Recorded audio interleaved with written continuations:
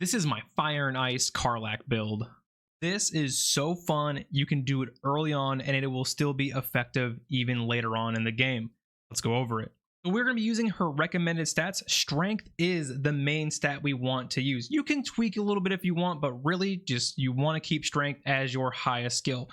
We're going to stay Barbarian all up to level 4, and we're going to be taking the Wild Magic Barbarian. A lot of people, I feel, are not taking this because they're worried about what the effect is. No one's going to know. But honestly, they're all good effects. I love when you get to shoot giant beams of light from your chest. You get to summon an explosive flump. All of the random effects are very fun. And being a Wild Magic Barbarian, I feel really fits her personality much better than everything else. Your level 4 feat is going to be Tavern Brawler. You actually do not need to put any more points into your ability modifier because we're going to substitute it with gear and potions. From this point on, you're going to be going Monk and you want the Way of the Open Hand. The Way of the Open Hand is going to let you stun, knock people prone, and that's why we also took Tavern Brawler. So right now, Karlach is going to be able to rage, take half the damage, and basically punch people in the face, swing her battle axe wherever you want for her weapon.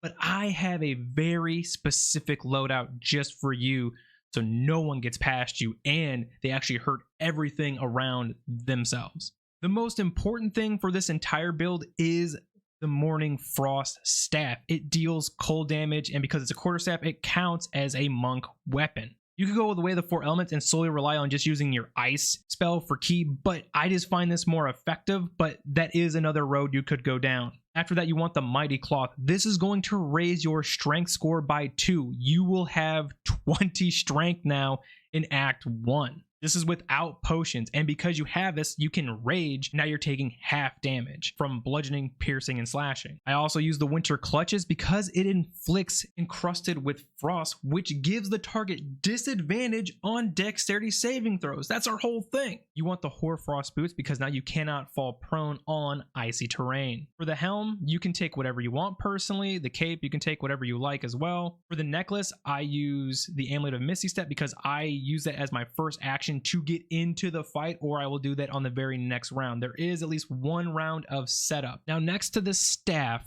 the Snowburst Ring is the most important item in this entire build. The reason is if you hit a target with ice damage, it creates an ice circle around them on the floor. That means everybody around them has to make a dex save, including that target and you and your teammates. That's why you want her to be in the fight. So you're going to have 2 attacks with your staff. You're also going to be able to knock people prone with this. I mean, there's a lot of things happening here. This is without wasting a spell on Grease, which is a very underestimated spell. But once you roll all this together, no one is going to get past you. The entire enemy team is going to be falling prone all the time because the AI does not do good at dexterity saving checks, I've noticed.